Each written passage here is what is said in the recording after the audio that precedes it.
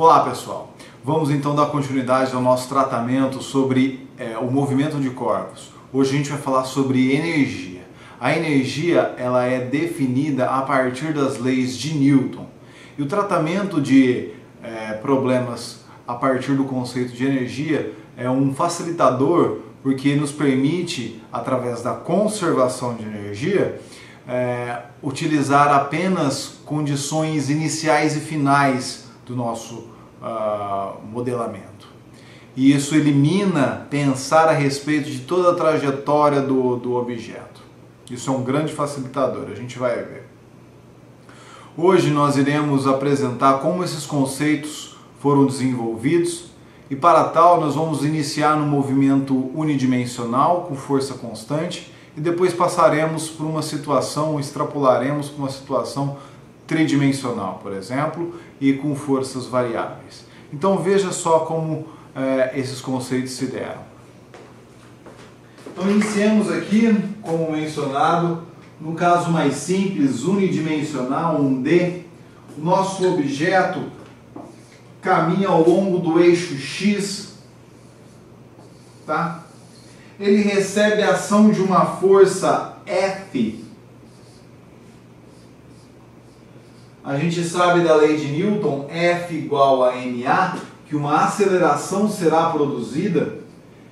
Essa aceleração é a força dividido pela massa. Tá? No caso inicial da força ser constante, logo teremos uma aceleração constante. E aqui, como vimos na cinemática, nós temos um movimento uniformemente variado. E no movimento uniformemente variado, temos uma expressão para a velocidade final, que eu vou chamar de V2 ao quadrado, é igual à velocidade inicial ao quadrado, mais 2 vezes a aceleração, vezes a variação de posição ao longo do eixo que eu estou analisando aqui no caso X. Como a nossa aceleração é igual a F sobre A, eu vou substituir aqui o valor de A, vamos ter V ao quadrado, final, inicial ao quadrado, mais 2F sobre M, delta X. O nosso interesse é na força, então eu vou isolar a força e teremos então a velocidade 2 ao quadrado menos a velocidade 1 ao quadrado, entre parênteses, o m vai passar multiplicando e o 2 dividindo. E aqui teremos força vezes a variação de movimento, de posição.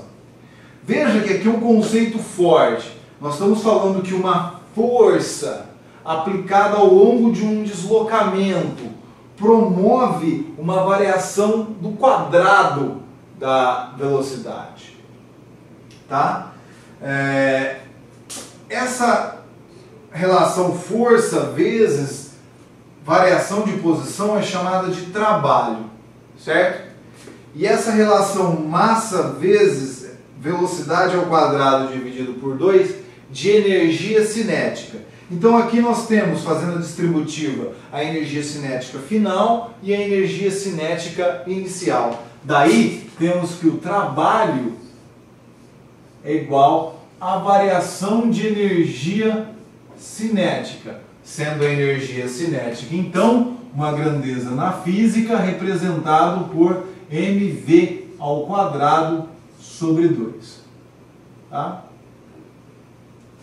Então veja que, ao aplicarmos uma força e produzir uma aceleração nesse corpo, nós promovemos essa variação de velocidade, tá? E aí produzimos aí o conceito de trabalho, sendo força vezes uma variação de posição.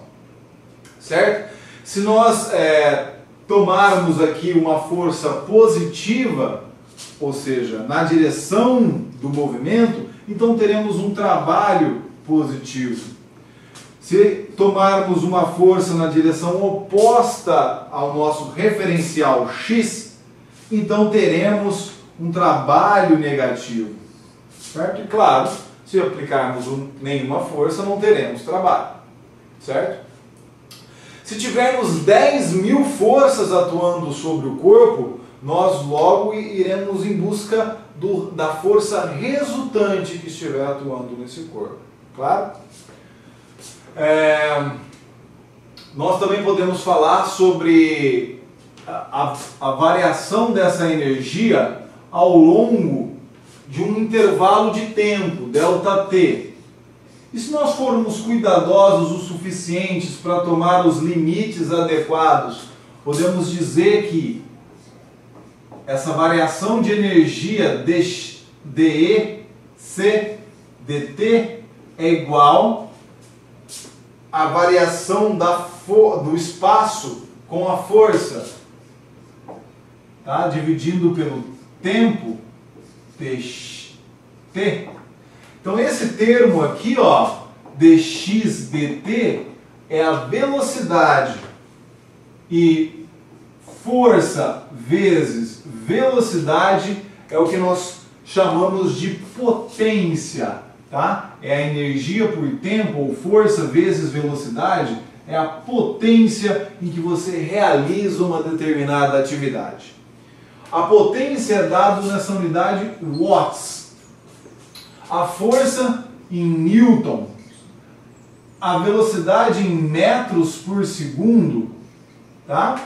Energia nós chamamos de joule, tá? Mas como ela é força vezes deslocamento, também pode ser dita newton vezes metro, tá? Aqui só uma questão, uma análise das unidades que vão aparecer. Joia? Então aqui nós fizemos um modelamento simples, considerando a força constante e no movimento unidimensional. Vamos mudando gradativamente, partes por partes, para que a gente transforme o nosso problema simples num problema mais complexo. Então vamos inicialmente considerar uma força F, então, que varie com a posição. Um exemplo de uma força que varia com a posição é a força elástica. Se nós esticarmos uma mola, nós sentiremos um puxão, e esse puxão vai depender da variação no comprimento da mola que produziremos. Esse dx aí, ou ΔX, como preferir. Tá? Então é uma relação à força elástica. A gente já viu em outros vídeos que ele vale Kx, que é uma constante da mola, vezes o deslocamento que a gente promove, certo? Na verdade, o deslocamento é numa direção, a força no sentido oposto, então vale menos Kx, uma relação linear. Esse é um caso específico. Mas ao invés de falar de um caso específico, nós podemos falar de um caso geral. Uma força F de x, plotado num eixo x, tá? E aí essa força nossa tem um comportamento, sei lá, específico aí. A forma que a gente lida com forças de comportamentos bizarros como esse é um truque do cálculo, que é escolher uma pequena variação dessa força e chamar ele de ΔX. A gente escolhe um ΔX bastante pequeno para que a gente possa aproximar essa força F de x para uma constante local, certo? Essa constante local F de x multiplicado pelo ΔX vai nos fornecer, vai ser aproximadamente uma constante e vai nos fornecer a variação de energia cinética local. Então, se nós quisermos fazer uma análise de uma certa faixa de, sei lá, de x1 a x2, tá? E multiplicarmos esse f de x, pequenos f's de x ao longo de todo o ΔX maior aqui, ó. Então, se a gente fizer a somatória de todos esses ΔX e x e f de x, então teremos a somatória das energias cinéticas e não só as locais. Então teremos a energia, a variação de energia cinética total. Tá? Essa variação de energia cinética total, ela vai ser a integral da força em x dx. Tá? Aí, colocando os limites de integração de x1 a x2. Não se preocupe se você não é familiarizado com as noções de integral, derivada ainda. Integral e derivada tem uma relação bastante específica, tá? Mas antes de entrarmos no cálculo, nós podemos, por exemplo, fazer uma análise gráfica. Se a nossa força em x, tá, for uma relação linear, podemos calcular uma relação de a área simplesmente, tá, do triângulo. Se for a força constante, nós calculamos a área abaixo, certo? E se for um comportamento diferente, nós podemos utilizar, por exemplo, um papel quadriculado, tracejar, ou nós mesmos quadricularmos, e contar os quadradinhos e fazer o cálculo, fazer a soma aí da área. Tá? Isso é uma forma de fazer. Pode ser extremamente trabalhoso. Então, o que a gente vai buscar é uma alternativa. Uma alternativa que a gente possa usar os cálculos matemáticos aqui para calcular essa integral, que eu acabei de apagar aqui, a integral, o trabalho é igual a variação de energia cinética, que é igual à integral da força em x dx, de x1 a x2. O que a gente pode fazer é, de alguma forma, encontrar uma função a qual a derivada dessa função vai ser o f. Tá? Essa função g de x. Aí a gente aplica para os limites de derivação, x2 menos x1. Vejamos exemplos. Seja a força f de x uma constante c. Se a g de x for cx, então a derivada,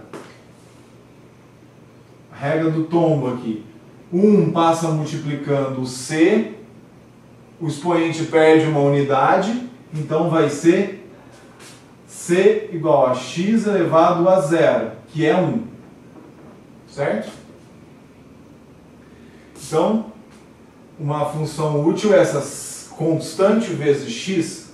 Outra função útil é um c, uma força tipo essa força elástica, uma constante vezes x. Então, o g de x, que vai ser a derivada dessa função deve proporcionar essa força. Ou seja, força é igual a derivada de g em x. G deve ser cx ao quadrado sobre 2. Porque quando o 2 passa multiplicando, cancela o 2. Perde uma unidade, fica x elevado a 1. Justamente o que a gente tem aqui. Tá? Então essas relações aqui são importantes. Tá certo? A gente pode, para efeito de notação, chamar esses caras aqui como G2 e G1, só por simplicidade, tá? E em muitos livros a gente vê o termo também EP, de energia potencial, sendo o EP de x igual a menos G de x. Tá? Logo, a força é igual a menos a derivada da energia potencial no eixo que você está analisando. Tá? Então f de x vai ser a derivada da energia potencial no eixo x. Certo? Então como é que a gente pode reescrever essa equação aqui aplicando esse conceito? Então ó, a energia cinética, a variação dela é EC2 menos EC1, é a variação da energia cinética, e essa variação é igual. Agora a gente está colocando no sinal oposto, então a gente vai ter EP1 menos EP2. Tá? Essa energia potencial pode assumir diversas formas. Pode ser potencial gravitacional, se a força for a força gravitacional, força-peso. Se for a força elástica, ela pode ser a potencial elástica, tá? Por exemplo. Agora nós vamos rearranjar aqui, ó, os termos 2 de um lado só da equação e o termo 1 do outro lado. Então nós ficamos com EC2 mais EP2 igual a EC1 mais EP2. Essa soma de energia no ponto 2 é a energia mecânica em 2. Essa soma de energia em 1 é a energia mecânica em 1. E elas serão iguais. Ou seja, a energia no ponto 1 é igual à energia no ponto 2. Veja o poder dessa afirmação. Independente do tempo, independente da trajetória, independente da configuração que a gente tem, a energia mecânica é conservada. Tá? Então essa relação nos facilita muito o modelamento de problemas. Vejamos alguns problemas, alguns modelos aqui. Então seja um caso simples, um exemplo simples número 1, que é uma esfera caindo ao chão. Tá? Ela estava na posição inicial 1, foi para a posição 2, ela foi solta, ela tem velocidade inicial 0, e aí eu pergunto qual é a velocidade que ela vai chegar ao solo, ela vai tocar o solo. Isso é um problema que a gente consegue resolver com cinemática, tá? Mas a gente vai ver que há vantagens de aplicar o conceito de energia. Nós colocamos aqui, a gente tem um movimento unidimensional de queda livre ao longo do eixo Y. A única força que está atuando sobre essa esfera é a força peso e ela vale mg. Como o nosso eixo geralmente é orientado para cima, e aqui é o caso é o eixo J, é o eixo Y, né? Nós utilizamos o vetor unitário J e colocamos um sinal negativo aqui, porque essa força está orientada contra o nosso referencial, certo? É a única força que está atuando no corpo. Então, na posição 1 inicial, a energia cinética mv² sobre 2, na posição 1, é igual a 0. Já a energia potencial gravitacional, que nada mais é do que energia potencial, é o trabalho aqui, né? É a força vezes o dx. A força é mg, uma constante, e a variação é a altura, é o y. Então aqui a nossa energia será mgy, certo? Y é a distância y1 aqui, ó, total. Tá? Na posição 2, a velocidade é o que eu quero descobrir. A gente vai descobrir a partir da velocidade relativo à energia cinética, mv ao quadrado sobre 2, de V1, né? E a altura aqui, ela é nula, então vai ser mgy, onde o y é zero, tá? Aqui nós temos zero, aqui nós temos zero. Então nada mais é do que igualar a energia cinética final com a energia potencial inicial. Ou seja, mv quadrado 1 sobre 2 igual a mgy 1. Aí a gente cancela a massa, ou seja, essa queda é independente da massa, como a gente mostrou nos vídeos passados, que a queda caiu com a aceleração da gravidade, era independente da massa do objeto, caiu o martelo, caía a pena, tá? A velocidade ao quadrado é igual a 2gy, e aí, tirando a raiz, tá? Nós temos que V igual a 2gy na raiz, certo?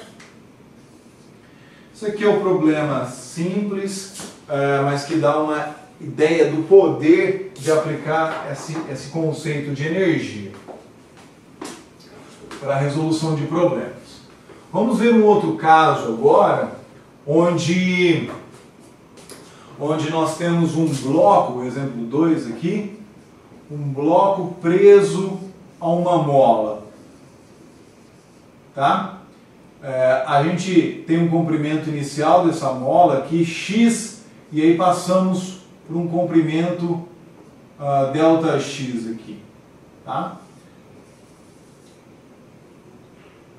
Onde o nosso bloco está encostado no chão. Veja de imediato que a energia potencial que nós temos aqui não é uma energia relacionada à posição, à altura. E sim, é um outro tipo de posição, é uma posição horizontal relacionada com a mola. Tá? Então a energia aqui, ó, no ponto 1, agora não tem nada a ver com gravitacional, é a energia potencial elástica. E veja que as energias potenciais aí, né, elas são a integral da força no x dx. Ou seja, nós temos que encontrar, a gente tem que encontrar uma função para a força. A força é kx, né, menos kx.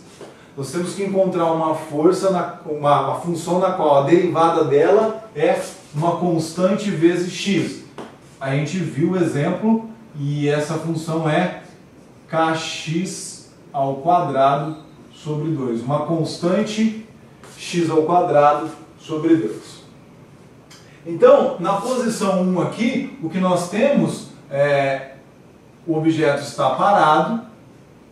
Então não tem energia cinética, a energia cinética em 1 é igual a 0, e a energia potencial é elástica e vale kx ao quadrado sobre 2. Na posição 2, o que nós temos, soltamos a mola e perguntamos qual é a velocidade nessa posição 2. Então nessa posição 2 nós temos energia cinética, 2, que vale mv de 2 ao quadrado sobre 2, e a elástica vai ser justamente onde nós não teremos energia elástica, só por simplicidade. Claro que você poderia fazer em qualquer outra posição onde você teria um valor, aqui é o ΔX, tá? Um valor diferente de ΔX, ou ΔX menos um ΔY, por exemplo.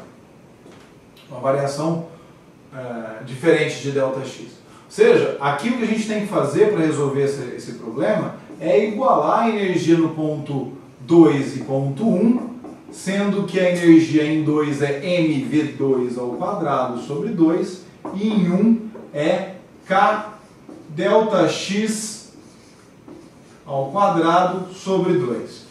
Então a velocidade aqui agora vai ser v2 ao quadrado sobre kx ΔX ao quadrado sobre m. Então vamos tirar a raiz dos dois lados e temos a nossa relação de velocidade. Se quisermos também deixar, pode deixar mais elegante aqui, ó, ΔX raiz de K sobre M. Tá? Esse é o nosso valor de velocidade encontrado dessa maneira simples pela relação de energia. Agora, tente imaginar como resolver um problema como esse usando a cinemática que a gente conhece. Aqui, ó, a partir do momento em que o objeto é solto, ele parte com uma aceleração. Aí a força que depende de x vai mudando ao longo do tempo. A força é variável. Logo, a aceleração do corpo vai ser variável. Então a gente já não consegue utilizar as ferramentas do movimento uniformemente variado, do movimento uniforme, complica todo o modelamento, né? Vai para um sistema de aceleração variável. E sem gráficos fica bem difícil de resolver o problema. Tá? Agora, utilizando os conceitos de energia simples. Mais um exemplo aqui de mola presa no teto, por exemplo, agora. Aqui é um exemplo onde a gente vai ter dois tipos de energia potencial. Se a gente puxar o nosso corpo preso na mola e soltar, nós vamos ter energia potencial gravitacional, que é mgy, como a gente mostrou ali. A potencial elástica, que é kx² sobre 2.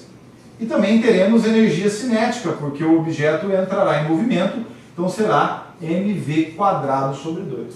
Então, numa situação como essa aqui, nesse modelo, a gente pode analisar posições específicas e somar todas as energias de cada posição. Na posição 1 a gente vai ter mv² sobre 2, mgy mais kx² sobre 2, por exemplo. Tá? Ou ky, né? Porque a gente está variando em y aqui. Certo? E na posição 2, a mesma relação. Ou seja, a somatória dessas energias é constante. Ela não muda com o tempo. Certo?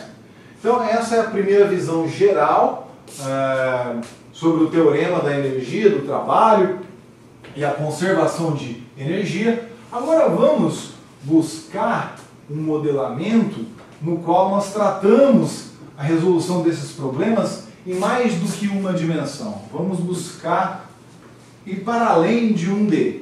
Vamos ver como seria um problema em 3D. Tá? Em 3D nós temos aqui, ó, nosso eixo X e Y. Temos 2D. E vamos aplicar um terceiro eixo aqui, que é o eixo Z. Nós vamos mudar a posição da partícula da posição 1. Ela está aqui nessa posição 1. Tá? E ela vai para a posição 2. Tá? Então essa é a minha tentativa de representação tridimensional. E aqui o que vai acontecer é o seguinte: nós teremos uma variação do vetor velocidade. E também, como mudamos a posição, uma variação da energia potencial. Certo? Como modulamos? Vamos lá? O trabalho ele deve ser a variação de energia cinética. Tá? E o trabalho ele é definido como força em x, em y e z, derivando em x, em y e z. Tá? O que a gente fez quando a gente tratou de vetores em 3D? A gente pegou um vetor que caminhava nos três eixos, os dois eixos que seja, e decompôs em situações unidimensionais que a gente já sabia resolver. E aqui a gente vai fazer a mesma coisa.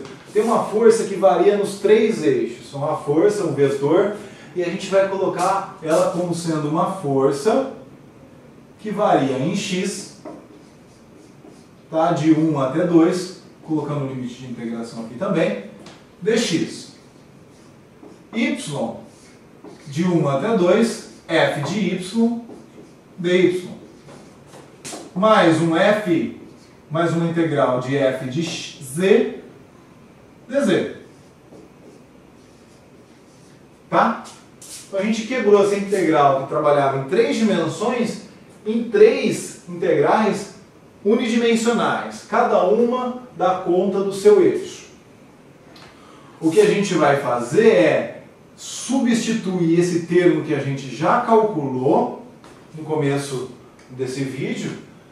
E a gente falou que esse termo ele é um n sobre 2, v de 2, que é a posição final, já aplicando o limite de integração, em x ao quadrado, menos um v de 1, x, ou seja, a posição final e inicial em x, e a mesma coisa para todos os eixos. Então a gente tem um m sobre 2, v de 2y ao quadrado, menos um v de 2 ou de 1 y ao quadrado, tá? E em z também, m sobre 2, v de z 2 ao quadrado, menos v de z y ao quadrado. Certo? Vamos relembrar uma questão aqui, ó. Quando tratamos de vetores. Temos aqui um eixo y e o x. E aqui temos o nosso vetor v. O que nós fizemos foi decompor esse vetor em 2 vetores. O vetor v de x e o vetor v de y. Nós podemos transladar esse vetor aqui, nessa outra posição, formar um triângulo e usar relações pitagóricas como v quadrado é igual a v de x ao quadrado mais v de y ao quadrado. Certo? Então veja que esse termo aqui, ó, em 2, ele tem a sua componente em x, em y e z.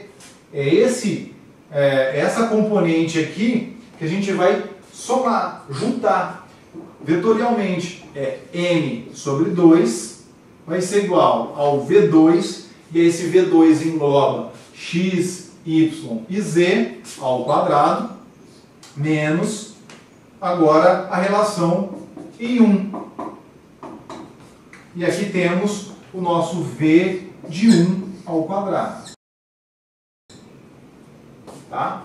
E essa relação é a variação de energia cinética em x, y e z. Ou seja, o trabalho apresentado nos eixos. Tá? Extrapolando. Então, basicamente, o que a gente fez foi decompor as nossas energias nos eixos. E agora, a pergunta que fica: qual é a variação de energia potencial que nós temos aqui? O único eixo que está medindo posição ao longo da vertical, tá? Veja só, o vetor força-peso está nessa posição e nessa posição. E o peso vale mg. Como ele está contra a orientação de y, ele é menos mg, na direção j. Então, menos mg na direção j. Então, essa energia cinética, a potencial gravitacional, ela só muda ao longo do eixo y. Então, essa energia cinética aqui, nesse exemplo, é mgy. Tá? É unidimensional. Tá certo? É assim que a gente faz o tratamento de um problema tridimensional. O equacionamento parece gigante, mas no fundo a gente está falando a mesma coisa. Por que antes? Agora, vou apresentar um cara chamado de força má, que tudo isso aqui parece fazer sentido, e ele vem e quer atrapalhar. Ele é o do contra. ele parece não encaixar aqui. Ele parece não encaixar porque todas essas forças que a gente mencionou, elástica, gravitacional, são forças conservativas, são forças que sua integral independe da trajetória, tá? Aqui não.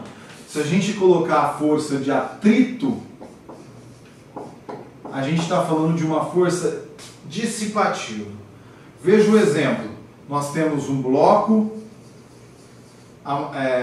preso em uma mola e a gente puxa esse bloco até uma determinada posição e solta.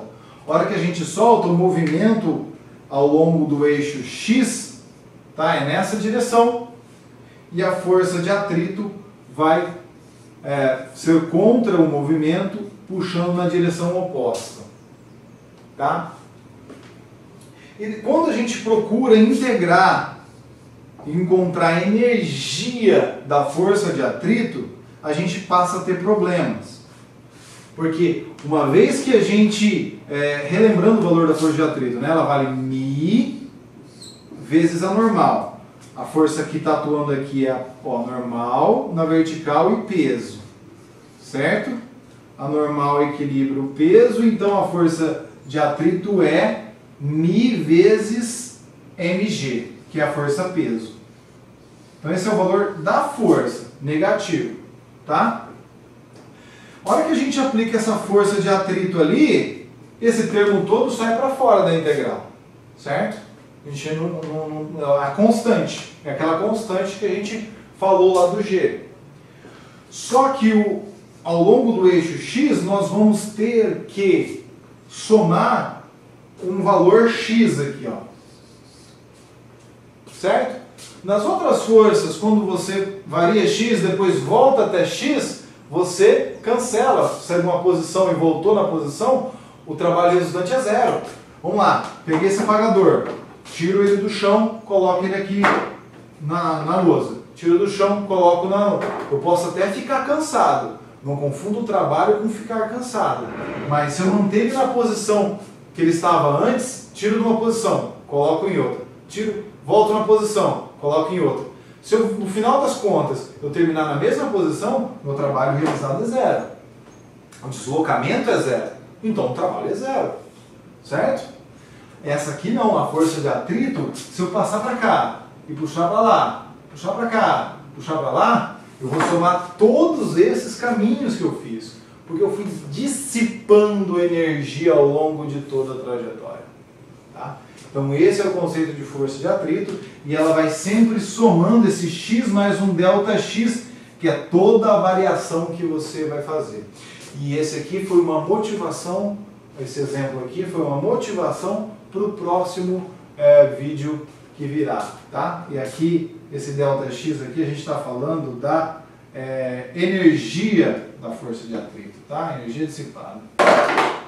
Seria μmgx mais um ΔX. Aí seria a energia do atrito. Certo? Obrigado pela atenção, até a próxima.